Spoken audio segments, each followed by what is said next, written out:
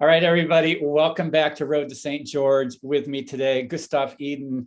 He clearly showed that he knows how to race that course. Take us back to September last year.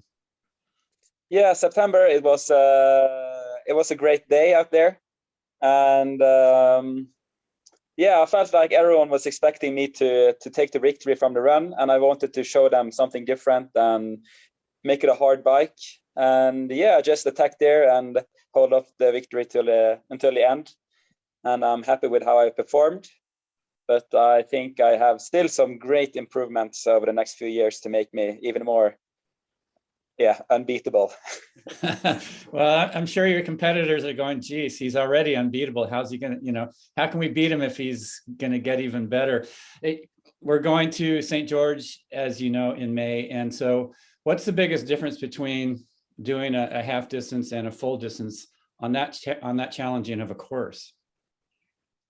I think for me, the biggest difference is that I have such a limited experience in a full distance. So I can't really speak about even the course because I only done one and that was super flat. So I have no idea what to expect out there really.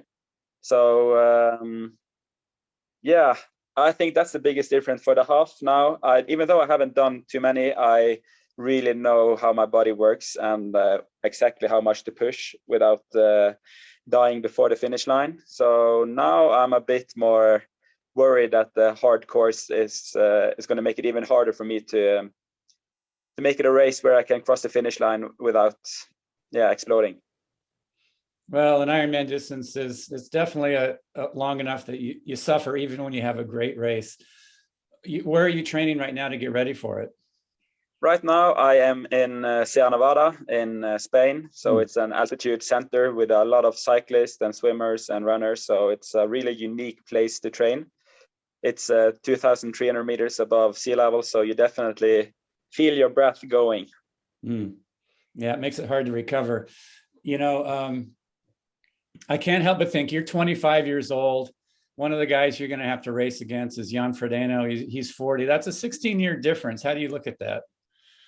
Yeah, it's exciting. 15. I feel like this. Yeah, it's like one of the last chance I can have to really race against him. And I think we both know it that if he wins there, he is truly like the master of triathlon. And that's what everyone thinks going into that race.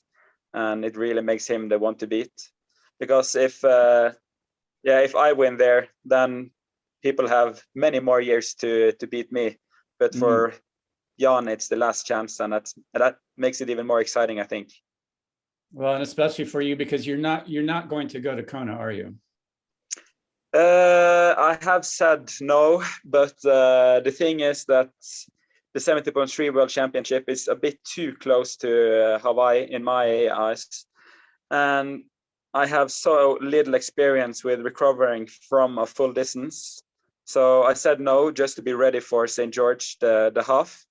But if I see now that I'm feeling fit and ready, like within a bit more than a week after the race in May, I am still hoping to race Kona, but yeah, I don't get my hopes up too early because I know how hard it is to recover from the full.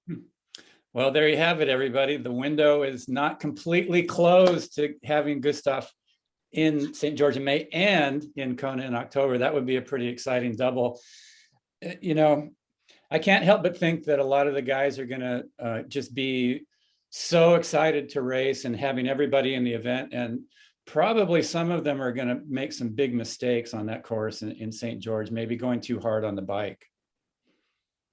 Yeah, and the course doesn't make it easier either because it's so easy to push too hard in the uphills without thinking about the run. And you think maybe you can recover on the downhill. But what I learned from the St. George race, like last year, maybe I shouldn't tell them, but I made a huge gap going down the last time, actually, when I was alone in the front.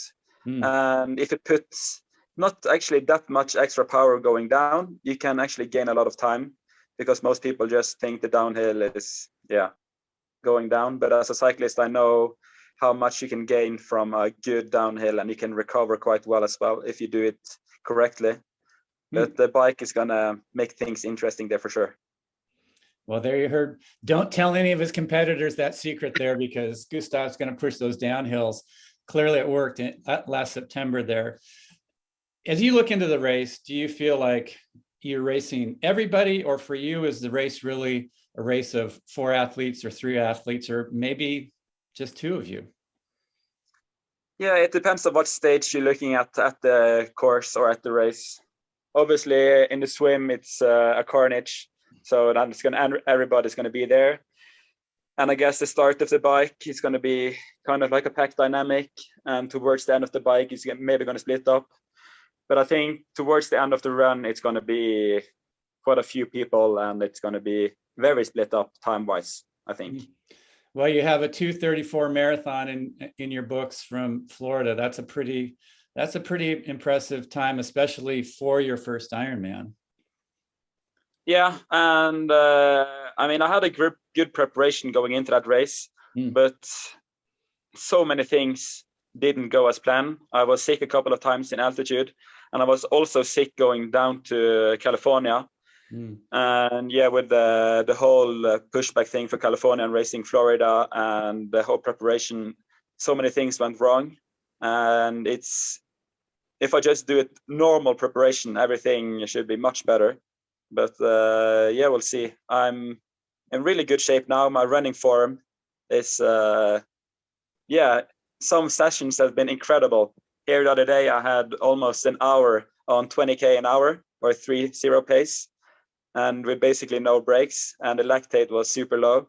So it was like almost a marathon race pace, but obviously that's way over my ability in a race. But for a training session, it was good. Well, it sounds like you're right on a great track. I can't wait. Gustav, thank you so much for taking time today. One of the best athletes in the world coming up, showing the world what's possible. 2-time 70.3 world champion, Nice 2019, and then 2021 in St. George. Again, congratulations on those events, and I can't wait to see you in person in about a couple months. Thank you.